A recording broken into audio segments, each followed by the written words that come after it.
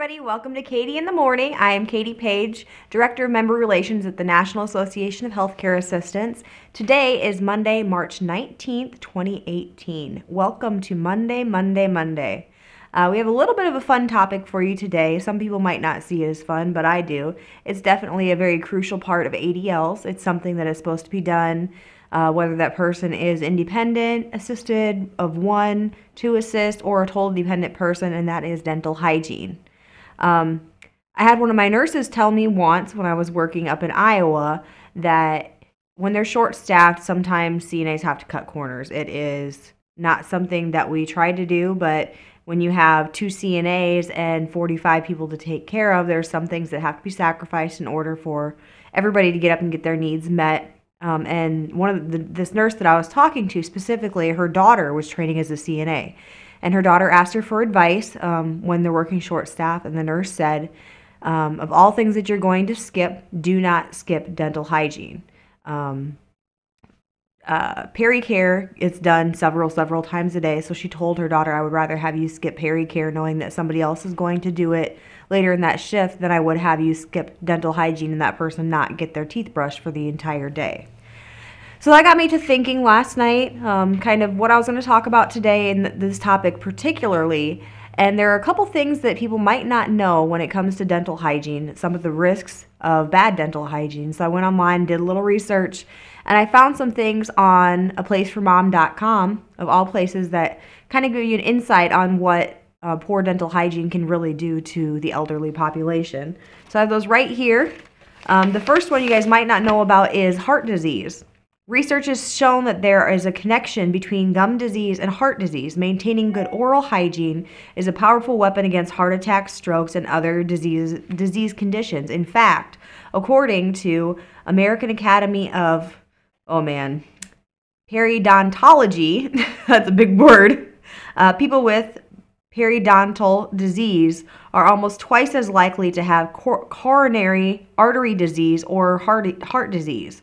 One study found that the presence of common problems in the mouth, including gum disease or gingivitis, cavities, and missing teeth, were as good as predicting heart disease as cholesterol levels. So that was one thing that I didn't know. I suppose it makes sense, all that buildup in your mouth you kind of swallow down, it goes to other places in your body, so I put 2 and 2 together, and it kind of does make sense that way. The second one is pneumonia. This one I did know, just because previous education through NACA, first of all. Poor oral health has been linked to pneumonia in older adults. By breathing the bacteria droplets from the mouth to the lungs, seniors are more susceptible to the conditions and good oral hygiene is a good way to combat this bacteria. Good oral health is particularly important in nursing homes and in caregiving situations where many residents are unable to care for their teeth, having to rely on the staff and the caregivers to do so. And that one definitely makes sense too when you think about it. You know, after they eat breakfast, lunch, supper, snacks, juices, that just kind of sits in their mouth and festers, and then they're breathing that down into their lungs. And like I said, I actually did know this one because of some education through NACA in years gone by.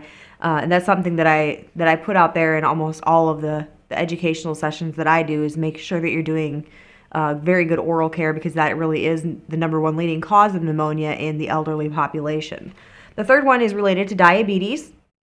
Severe gum disease, also called periodontitis, hinders the body's ability to use insulin. High blood sugar, which has an effect on diabetes, can lead to gum infection. Good oral care, in addition to regular dental checkups, can prevent this condition. The third one is darkening teeth. Severe gum disease, also called periodontitis. I just thought about diabetes again. Darkening teeth. As we age, the dentine, or the bone-like tissue that is under the tooth enamel, changes because of the beverages and the food that we eat. Staining, in addition to the thinning of the outer layer of enamel layer that lets the yellow dentine show through, can create darkened teeth. So that's definitely something we want to keep up with. The good oral hygiene is letting their smile shine brightly through those years, and it also helps keep their teeth intact as well. As we lose that enamel, our teeth weaken and oftentimes have an issue with breaking teeth, and then it gets like the jagged, and you can get sores in your mouth through that. The fifth one is a pretty well-known one. It's gum disease. Gum disease is caused by plaque and food left in our teeth. In addition to the use of tobacco products, unhealthy diets, poor fitting bridges and dentures, and diseases like anemia, cancer, and diabetes, gum disease can instigate tooth loss, which can be very serious for the overall health, and it has been linked to many problems in the body. And that we were just kind of talking about that with like the sores that end up in the mouth from the jagged teeth and the broken edges, and just keeping those, especially your gums and the cheeks, under the tongue, on top of the tongue, keeping all of that clean, not just the teeth, is very important to their oral care. The sixth one we hear a lot of complaints about, especially people that are on multiple medications, is dry mouth. Dry mouth can be a side effect of taking medications, as well as cancer treatments that use radiation to the head and neck area. Saliva keeps the mouth wet, which protects teeth from decay and prevents infections by controlling bacteria, viruses, and fungi in the mouth, so having a dry mouth can pose a serious problem. And that one really relates to the bedridden people, the people that can't do their own oral care themselves, the ones that are NPO or on feeding tubes. Don't be afraid to get that little sponge wet. Make sure you wring it out, but kind of moisten their mouth. Their dental hygiene is still very important, even though they're not taking things in orally. The seventh one is root decay. Caused by tooth root exposure to acids from foods, root decay is very common in elderly. As the tooth roots become exposed to the gum tissues, as gum tissue resides from the tooth, the root does not have enamel protection and makes them prone to decay. And that's where you're starting to get people that have to have like the root canals and get those nerves pulled out because they become sensitive to hot and cold fluids or temperatures. It can really cause a problem when it comes to pain management, especially the people with dementia and Alzheimer's that can't necessarily tell you what's wrong. But if they're constantly, like touching their mouth or running their finger in there, that's a sure sign that they're having mouth issues. The eighth one is an uneven jawbone. And this one I kind of found interesting because I never really thought about it before. When teeth are lost and not replaced with false teeth, the rest of the teeth have a tendency to drift and shift into the open spaces, creating an uneven jawbone, which in turn can create appearance and bite issues. That's another thing you got to watch for. People that are kind of getting skipped out on hygiene is the way that they're eating. If they're starting to chew differently, if they're showing signs and symptoms of pain or discomfort while they're eating, definitely let your nurse know so that they can kind of check that out and make them a dental appointment. I know this is kind of a sidebar here, but I know dogs have a tendency to lose their teeth and swallow them, and it makes me wonder how many of the elderly do too when they're laying in bed in between meals and activities. If they have a tooth that's loose and it kind of pops out or discharged during a meal or a snack, I wonder how many of them are actually swallowing their teeth and going unnoticed. And then the ninth one is denture-induced stomatitis. We'll get it one of these times. Caused by poor fitting dentures, bad dental hygiene, or buildup of the fungus. Candida, today's Monday and I can't talk. Candida albicans. This condition is an inflammation of tissue underlying the denture. It can be quite uncomfortable for our senior loved ones. And that one's kind of a given too, especially those ones that you've noticed have had the same dentures for a long amount of time. If they're on like a weight loss or weight gain program, if they lose a lot of weight or they gain a lot of weight, that's not just throughout their body, but it's in their mouth too. So a lot of times you'll see them get scheduled for a dental checkup to get their dentures resized to fit their mouth.